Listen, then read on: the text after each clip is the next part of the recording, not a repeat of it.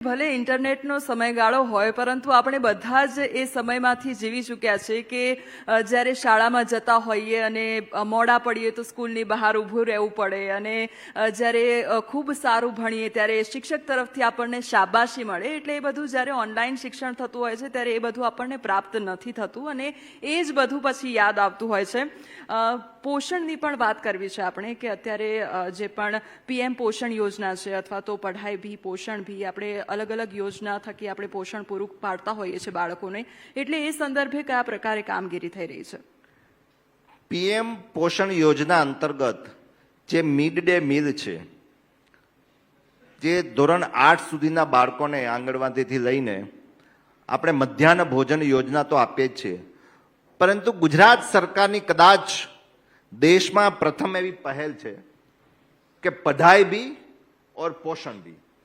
એટલે બાળક, આપણે બધાને ખ્યાલ છે, આપણે બધા પ્રાથમિકમાં ભણેલા છે સિનિયર લોકો, કે સવારે આપણે જ્યારે સ્કૂલમાં જઈએ, ભારત મારો દેશ છે, બધા ભારતીયો મારા ભાઈબંધ છે, હું મારા દેશને ચાહું છું, વૈવિધ્યપૂર્ણ વારસાનો મને ગર્વ છે, આવી આપણે પ્રતિજ્ઞા બોલતા હતા. અને એ પ્રતિજ્ઞા પછી કદાચ કોઈક વિદ્યાર્થી હોય તો છાપાના આજના શું સમાચાર છે, મુખ્ય સમાચાર પણ એ વખતે, તો એના પછી આપણી ભણવાનું ચાલુ થતું હતું, ક્લાસ વર્ગ ચાલુ થતા હતા. આ પઢાઈ બી અને પોષણ બી અંતર્ગત હવે પ્રાર્થના પૂરી થયા, પ્રતિજ્ઞા પૂરી થાય પછી અને ક્લાસ ચાલુ થાય એ પહેલા પૌષ્ટિક નાસ્તો બધા જ વિદ્યાર્થીઓને મળી રહે એવી આ યોજના છે. આ યોજનાનો હેતુ પ્રોટીનયુક્ત, કારણ કે બાળકને હંમેશા પ્રોટીનની જરૂરિયાત હોય છે. 3 પોષણ વિના જે આ પોતે હું ડોક્ટર છું એટલે જે 3 સમસ્યાઓ ઊભી થાય છે, સ્ટન્ટિંગ, વેસ્ટિંગ અને અંડરવેઇટ, એટલે હાઇટ પ્રમાણે એનું વજન ના હોય, ઉંમર પ્રમાણે એનું વજન ના હોય, આવી બધી સમસ્યાઓને લીધે એનું મૂળ કારણ એ છે કે એનામાં પોષણનો અભાવ છે. તો એ સમસ્યા, એ ચેલેન્જ જે છે એનો સામનો કરવા માટે આપણે પઢાઈ બી પોષણ બી અંતર્ગત બાળકોને પ્રોટીનયુક્ત આહાર, એટલે એવું કહી શકો કે સિંગ ચીકી સાથે સુખડી, સિંગવાળી આપણે શ્રીફ મિલેટ્સ વાળી આપણે સુખડી આપીએ, એની સાથે સાથે આપણે કઠોળયુક્ત ચાટ આપીએ. એ ઉપરાંત દૂધ પણ ફોર્ટિફાઈડ ફ્લેવર દૂધ સંજીવની યોજના અંતર્ગત વિટામિન A અને એને પૂરું પાડી શકીએ એ માટે દૂધ પણ બાળકોને આપવામાં આવે છે, જેથી કરી અને બાળકોનો વિકાસ અને વૃદ્ધિ બંને સરસ રીતના થઈ શકે. જી, શાળા વિશે આપણે વાત કરી રહ્યા છીએ ત્યારે દીકરીઓના અભ્યાસને પ્રોત્સાહન આપવામાં આવી રહ્યું છે. આ સાથે જે પ્રાથમિક શિક્ષણ છે તેને વેગવંતુ બનાવવા માટે આપણે શાળા પ્રવેશોત્સવ પણ કરતા હોઈએ છીએ. 2 દાયકાથી લગભગ આપણે કરીએ છીએ, ત્યારે તેમાં કેટલો લાભ પ્રાપ્ત થઈ રહ્યો છે અને તે દિશામાં કેવી કામગીરી થઈ રહી છે? શાળા પ્રવેશોત્સવ અને કન્યા કેળવણી રથ, એ બંનેનો કોઈને યશ જો જતો હોય તો આપણા માનની જે તે વખતના મુખ્યમંત્રી અને વર્તમાનમાં દેશના વડાપ્રધાન નરેન્દ્રભાઈ મોદી સાહેબને હું આપીશ. 2002-03માં એમણે આ શાળા પ્રવેશોત્સવ અને કન્યા કેળવણી રથની શરૂઆત કરી અને આટલા વર્ષો પછી એનું પરિણામ એ આવ્યું. ફિગર કદાચ થોડા આગા પાછા હોઈ શકે, પરંતુ ધોરણ 1 થી 5માં એ વખતે જે ડ્રોપઆઉટ રેશિયો લગભગ 20% આજુબાજુ હતો, એ આજે 2024-25માં 1% આજુબાજુમાં થયો છે. બીજો, જે તે વખતે 1 થી 8માં જે ડ્રોપઆઉટ રેશિયો આશરે કદાચ 37-35% આજુબાજુ હતો, એ અત્યારે 2.5% આજુબાજુ થયો છે.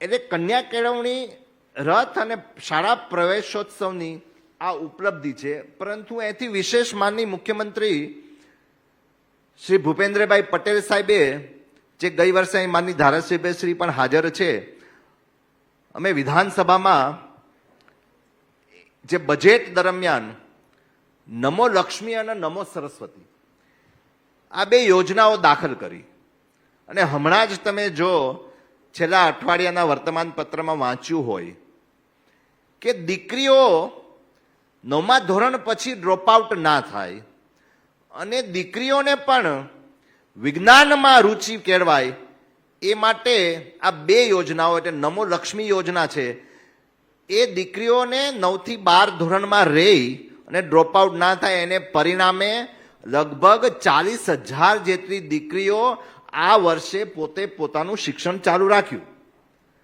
અને વિજ્ઞાન ક્ષેત્રે નમો સરસ્વતી સાધના યોજના અંતર્ગત લગભગ 15,000 જેટલી દીકરીઓએ પોતે વિજ્ઞાન પ્રવેશ ચાલુ રાખ્યો અને પ્રથમવાર 0% હાજરીવાળી એક પણ દીકરી નથી.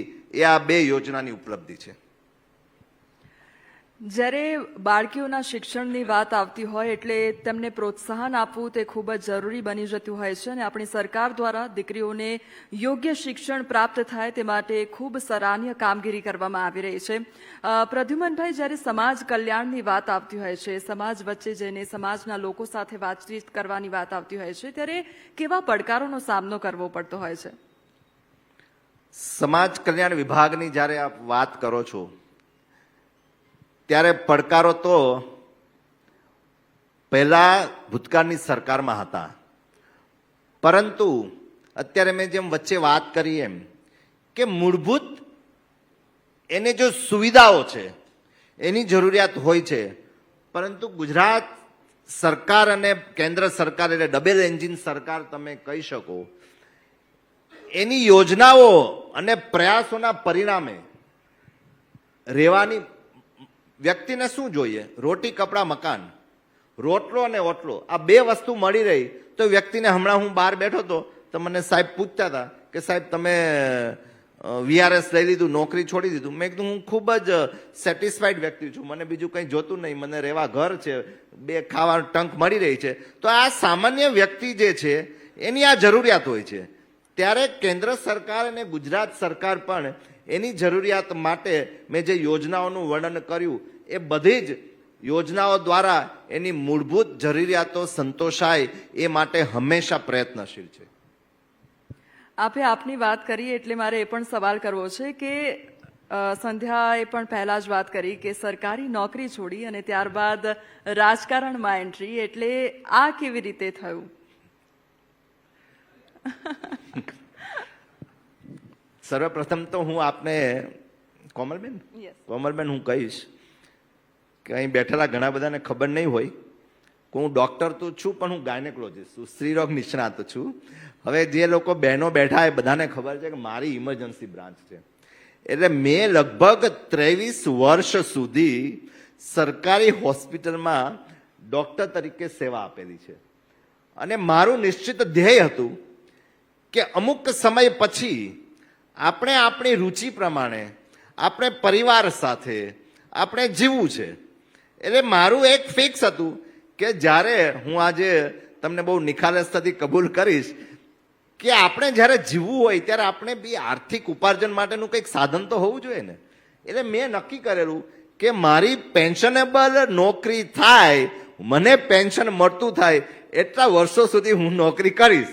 એટલે મને 20 વર્ષ નોકરીના પૂરા થયા કે હું અને મારો પરિવાર પેન્શનમાંથી અમે જીવન નિર્વાહ કરી શકીએ એવું થયું. એટલે મેં મારી નોકરી છોડી અને મારી રુચિ પ્રમાણે, જેમ આપે વાત કરી એમ કે આ રાજકીય ક્ષેત્ર એક એવું ક્ષેત્ર છે કે જે ખૂબ જ વ્યાપક સ્તર ઉપર લોકોની સેવા માટેનું એક ખૂબ અગત્યનું માધ્યમ છે. અન્ય લોકો માટે આ મેવાનું માધ્યમ હોઈ શકે, પરંતુ ભારતીય જનતા પાર્ટીના કાર્યકર્તા માટે આ ક્યારેય મેવા નહીં પરંતુ સેવાનું સાધન છે.